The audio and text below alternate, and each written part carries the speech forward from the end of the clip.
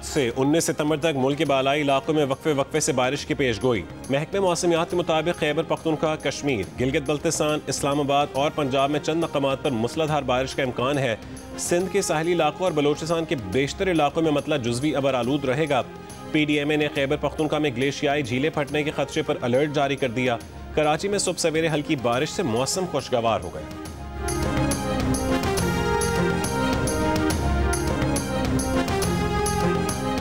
आज से डीजल की कीमत में ₹2.78 फी लीटर इजाफा कर दिया गया। पेट्रोल की कीमत बरकरार रखने का फैसला।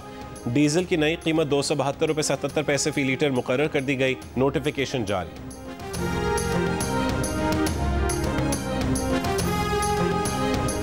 बलोचिस्तान में केच के इलाके शेरबंदी में ऑपरेशन के दौरान IED धमाका।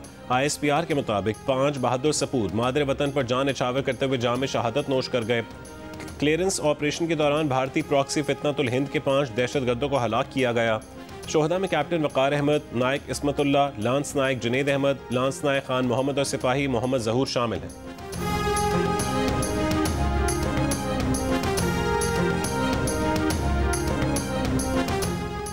वज़ीर आज़म शहबाज शरीफ की अमरीकी सदर ट्रंप से 25 सितंबर को मुलाकात का इम्कान। दौरा अक़वाम मुत्तहिदा के दौरान सदर ट्रंप से मुलाकात हो सकती है। ज़राए के मुताबिक मुलाकात कतर और सऊदी अरब की मुशावरत, ताईद और हिमायत से होगी। पाकिस्तानी सफारतखाने का मुमकिना मुलाकात पर तबसरे या तरदीद से गुरेज। अमरीकी सदर ट्रंप ने कहा है कि इसराइल कतर पर दोबारा हमला नहीं करेगा। कतर हमारा इत्तेहादी मुल्क है। ये भी कहा कि अमरीकी फोर्सेस ने वेनेजुएला में दूसरा फ़ज़ाई हमला किया और 3 दहशतगर्द मारे गए। कार्रवाई उस वक्त की गई जब दहशतगर्द मुनशियात मुंतकिल कर रहे थे। अमरीका में बेअमनी का शिकार शहरों में मरहलावार नेशनल गार्ड्स तैनात करने का ऐलान। शिकागो और न्यू ऑरलीन्स में नेशनल गार्ड्स तैनात किए जाएंगे।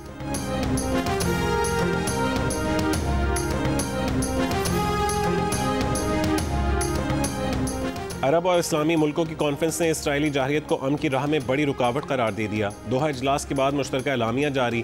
कतर की खुद मुख्तारी की दफ़ा के लिए मुकम्मल हिमायत का इजहार। कतर को जवाबी इक़दाम के लिए मुकम्मल ताउन की यकीन दहानी। कतर को दोबारा निशाना बनाने की इसराइली धमकियों की शदीद मज़म्मत।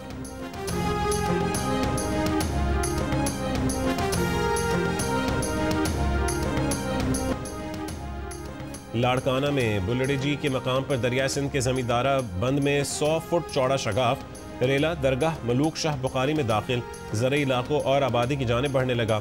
सैलाबी पानी से कादिरपुर गैस फील्ड के कुएं भी मुतासिर। 10 कुओं से गैस की सप्लाई बंद। इंतजामिया के मुताबिक गुड्डू बैराज पर कोई खतरा नहीं। कच्चे से 30,000 लोगों को महफूज मकामात पर मुंतकिल किया जा चुका। आकिल आगानी, नुसरत लूप और मोरिया बंद की निगरानी जारी। दादू में राधन के कच्चे के इलाके में जमींदारा बंद टूट गया। रेले से फसलें ज़ेर आब आ गईं। 50 देहात ज़ेर आब आने का खदशा। जिला घोटकी के इलाके जान मोहम्मद अली में मुतादिद देहात ज़ेर आब। इनखला का अमल शुरू न होने पर मुतासरीन मुश्किलात का शिकार। हुकूमत से मदद की अपील।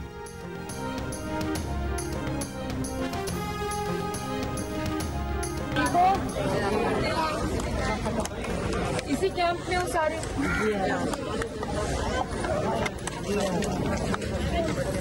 खाना मिल रहा है। क्या हाल है? ठीक है। हेलो, क्या हाल है? तो स्वीट। ये वादा हो गया, बस फिक्र नहीं करनी। चलो खाना खाओ, ठंडा हो रहा है ना खाना।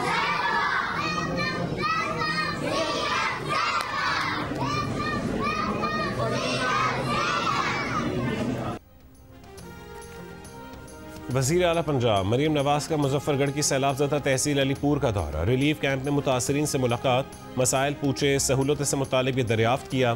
ख़वातीन और बच्चों को खुद खाना निकाल कर दिया और उनके साथ खाना भी खाया। मुतासरीन को इमदादी चेक्स भी दिए। मियाँवाली में तकरीब से खिताब में मरीम नवाज ने पंजाब पर हुक्मरानी करने वाले साबिका सियासतदानों को भी आड़े हाथों लिया। कहा कि हालिया सैलाब में सबसे ज़्यादा ख़राब सूरत हाल गुजरात में है। तनकीद करना आसान लेकिन मेहनत करना मुश्किल काम है। काम करने के लिए मेहनत काम करना पड़ती है। गुजरात में नया सीवरेज सिस्टम बनाने का भी ऐलान। कहा कि वज़रा को कह दिया है कि जब तक सैलाब मुतासरीन को रिलीफ नहीं मिल जाता फील्ड से वापस नहीं आना। बानी PTI का नाम लिए बगैर कहा कि 2022 में सैलाब आया तो उस वक्त के वज़ीर आज़म ने फ़ज़ाई दौरा किया, एनक ठीक किया और कहा कि ओहो बहुत तबाही हो गई है।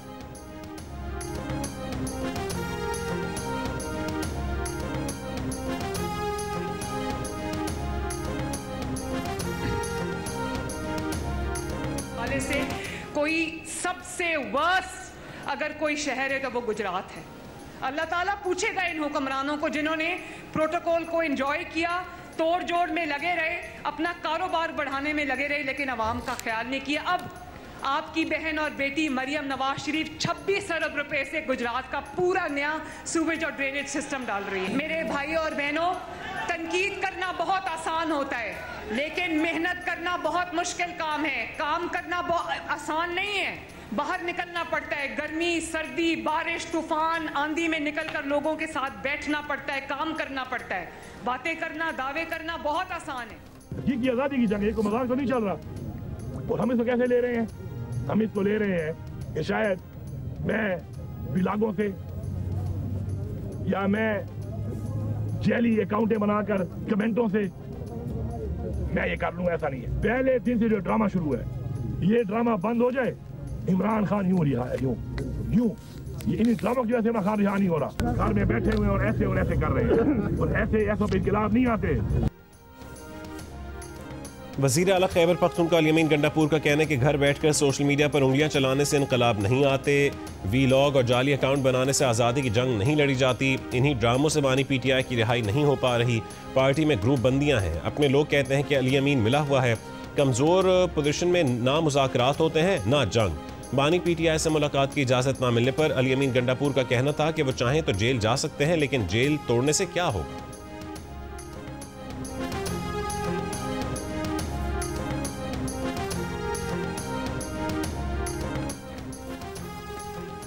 खैबर पख्तूनख्वा हुकूमत का इस्लामाबाद के करीब नया केपी हाउस तामीर करने का मंसूबा।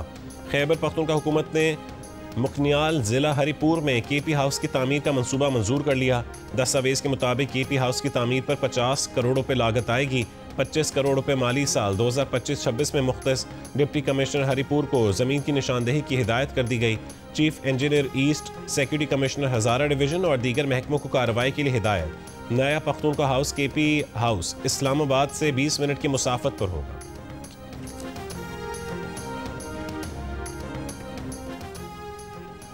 सदर आसिफ अली जरदारी का शंघाई में कम्युनिस्ट पार्टी ऑफ चाइना के नेशनल कांग्रेस मेमोरियल की यादगार का दौरा। तारीखी विरसे के तहफ़्फ़ुज़ को सराहा। विजिटर बुक में लिखा कि कम्युनिस्ट पार्टी ऑफ चाइना की यादगार का दौरा एक एजाज़ है। इस मौके पर बात करते हुए कहा, यह तारीखी मकाम चीन को आलमी ताकत बनाने में कम्युनिस्ट पार्टी का किरदार वाज़ेह करता है। यादगार के दौरे पर खातून अव्वल आसिफा भुट्टो जरदारी और chairman Peoples Party Bilawal Bhutto Zardari भी सदर जरदारी के हमराह थे।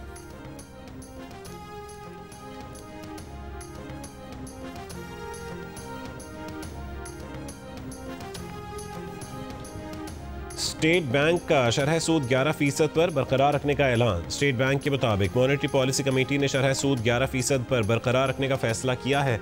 इससे पहले कमेटी ने जून और जुलाई में भी शरह सूद को 11% पर बरकरार रखा था। स्टेट बैंक ने कहा है कि आलमी अजनास की मवाफिक कीमतों के सबब मईशत पर बैरूनी दबाव कम रहेगा। महंगाई की सूरत हाल कलील मुद्दत में इज़्तिराबी हो सकती है। रबी की फसल के अंदाजे सैलाब के बाद बेहतर हुए हैं। स्टेट बैंक की जानिब से शरह सूद बरकरार रखे जाने पर ताजिर बिरादरी को तहफ़्फ़ुज़ात। FPCCI के सदर का कहना है कि महंगाई के तनासुब से शरह सूद ज़्यादा से ज़्यादा 6 से 7% होनी चाहिए। इस्लामाबाद चेंबर के सदर का कहना है कि स्टेट बैंक का पॉलिसी रेट 11% पर बरकरार रखना कारोबारी मफाद में नहीं है। कराची चेंबर के सदर जावेद बलवानी ने कहा है कि सख्ती से हासिल बेहतरी वक्ती है, पायदार बनाने का मंसूबा हुकूमत के पास नहीं है।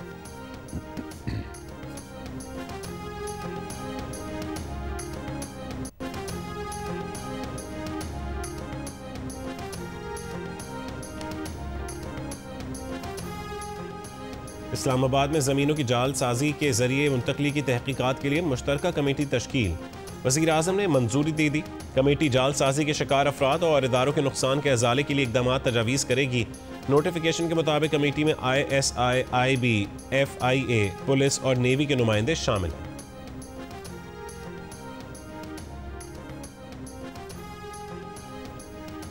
फेसलेस कस्टम्स असेसमेंट सिस्टम से बेज़ाब्तगी और टैक्स चोरी में 3 महीने में 100 अरब रुपए के मुमकिन नुकसान का इंकशाफ। बोगस दरामद कुनंदगान के जरिए 54 सोलर पैनल्स कंटेनर्स भी गैर कानूनी तौर पर क्लियर किए गए। चेयरमैन FBR का कहना है कि गाड़ियों के स्कैंडल में 1 एडिशनल कलेक्टर और 2 असिस्टेंट कलेक्टर्स मुअत्तल कर दिए। फेक IDs के जरिए गाड़ियों की क्लियरेंस में मुलव्वस 7 अफराद को गिरफ्तार किया गया। FBR हुकाम का कहना है कि फेसलेस कस्टम्स असेसमेंट के बारे में ऑडिट रिपोर्ट दुरुस्त नहीं। जिन अफसरान ने ये रिपोर्ट बनाई है उनकी अगले ग्रेड में तरक्की नहीं हुई। फेसलेस असेसमेंट के बाद रेवेन्यू वसूलियों में इजाफा हुआ। कोई गाड़ी मुकम्मल ड्यूटी अदा किए बगैर क्लियर नहीं हुई। गलत रिपोर्ट बनाने वालों के खिलाफ जल्द कार्रवाई होगी।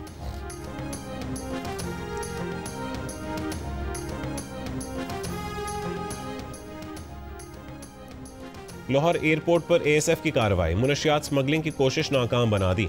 तर्जुमान एएसएफ के मुताबिक जद्दा जाने वाले मुसाफिर की ट्रॉली बैग से 108 कैप्सूल बरामद हुए। कैप्सूल्स में 1 किलोग्राम से जायद आइस हेरोइन छुपाई गई थी। गिरफ्तार मुसाफिर को इब्तदाई तफ्तीश के बाद एएनएफ के हवाले कर दिया गया।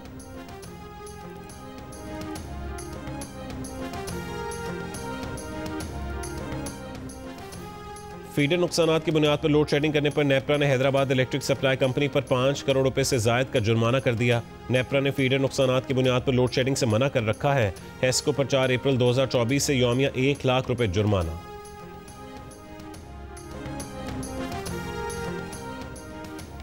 कराची कोरंगी मदीना कॉलोनी में शादी वाले दिन लापता होने वाला दुल्हा वापस आ गया।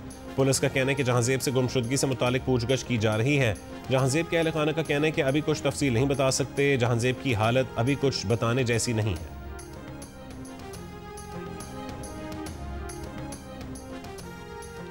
इरिगेशन रिसर्च इंस्टीट्यूट के डायरेक्टर डॉक्टर जाकिर सियाल ने कहा है कि वो लाहौर में ज़ेर ज़मीन पानी की सतह तेज़ी से कम हो रही है। लाहौर में पीने का साफ पानी 700 फुट नीचे जा चुका। बाजार, गलियां और ग्रीन बेल्ट्स पुख्ता करके ज़मीन के फेफड़े बंद कर दिए गए हैं। हालिया बारिशों से भी ज़ेर ज़मीन पानी की सतह बुलंद नहीं हो सकी। बारिशों का सारा पानी गटर और नालों में बहा दिया गया। पानी की सतह बुलंद करने के लिए 70 से ज़ायद रिचार्ज कुएं बनाए हैं।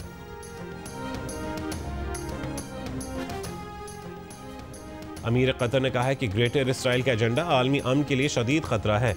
तुर्क सदर रजब तैयब एर्दोगान ने कहा है कि इसराइल के तौसी पसंदाना अज़ाइम मशरिक़ वस्ता और आलमी अमन के लिए शदीद खतरा है। ईरानी सदर मसूद पेज़ेश्कियान ने कहा है कि अब कोई मुल्क इसराइल की जारियत से नहीं बचा। कतर पर हमले का मकसद गजा नस्ल कुशी रुकवाने की कोशिशों को सबूताज करना था। OIC के सेक्रेटरी जनरल ने कहा है कि इसराइली बर्बरियत और मजालिम ने तमाम हदें पार कर ली हैं। फ़लस्तीनी सदर महमूद अब्बास ने कहा कि 1967 की सरहदों के मुताबिक फ़लस्तीनी रियासत का क़याम ही अमन का रास्ता है। मिस्री सदर अब्दुल फतेह अल सीसी ने कहा है कि इसराइल आलमी अमन के लिए संगीन खतरा बन चुका है। इराक़ी वज़ीर आज़म का कहना था कि इसराइल की जारियत पर आलमी बिरादरी की खामोशी मानी खेज़ है। दोहरा मयार तर्क करना होगा। अरब सरबराह हंगामी इजलास में 50 से ज़ायद मुस्लिम ममालिक के सरबराहान शरीक हुए।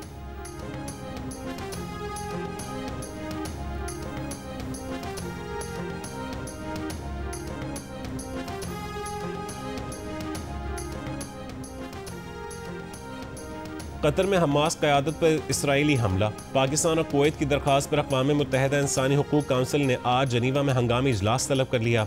इसराइल ने इजलास को मज़ाक़ा खेज़ करार दे दिया। इसराइल ने 9 सितंबर को दोहा में हमास रहनुमाओं के इजलास पर फ़ज़ाई हमला किया था। हमले में हमास क़यादत महफूज रही थी।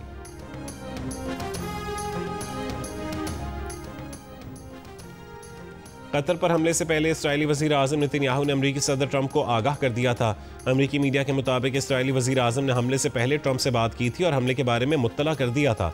वाज़े हो कि दोहा हमले के बाद वाइट हाउस का कहना है कि जब इसराइली मिसाइल फ़ज़ा में थे तब अमरीका को बताया गया था और उस वक्त सदर ट्रंप के पास मुखालफत का मौका नहीं बचा था।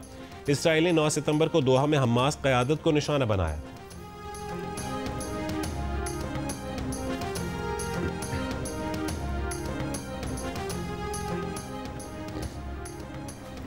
कई हफ्तों से जारी फ़ज़ाई बमबारी और ऊंची इमारतें तबाह करने के बाद इसराइली फ़ौज बिल आखिर टैंकों के साथ गजा शहर के वस्त में दाखिल हो गई।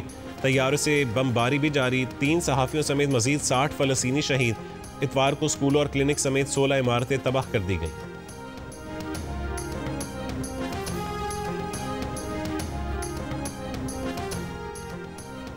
गजा में जबरी कहत मुसल्लत करने वाले इसराइल ने गजा में किसी किस्म का कहत न होने का प्रोपेगेंडा करने के लिए लाखों यूरो खर्च किए।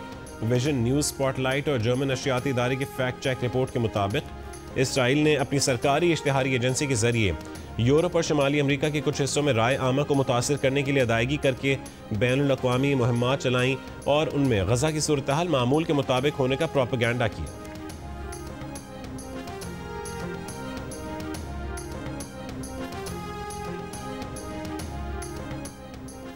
चार्ली कर्क के कत्ल के तनाजुर में अमेरिका में बाएं बाजू के इदारों के खिलाफ क्रैकडाउन का फैसला। सदर ट्रंप ने कहा है कि वो फाशिज्म मुखालिफ एंटीफा और उस जैसे दीगर बाएं बाजू के ग्रुप्स को दाखिली दहशतगर्द करार देने के लिए इक़दाम करेंगे। एशिया कप के ग्रुप बी में श्रीलंका ने हांगकांग चाइना को 4 विकेट से हरा दिया। ग्रुप बी में यूएई ने ओमान को 42 रन से शिकस्त दे दी। इवेंट में आज अफगानिस्तान का मुकाबला बांग्लादेश से होगा। और पाकिस्तान और जनूबी अफ्रीका विमेन टीमों के दरमियान पहला वनडे आज खेला जाएगा। पीसीबी के मुताबिक शायकीन कज़ाफी स्टेडियम में मुफ्त मैच देख सकेंगे। सीरीज के तमाम मैचेस में शायकीन को बगैर टिकट स्टेडियम में दाखिले की इजाज़त होगी, लेकिन कौमी शनाख्ती कार्ड साथ लाना होगा।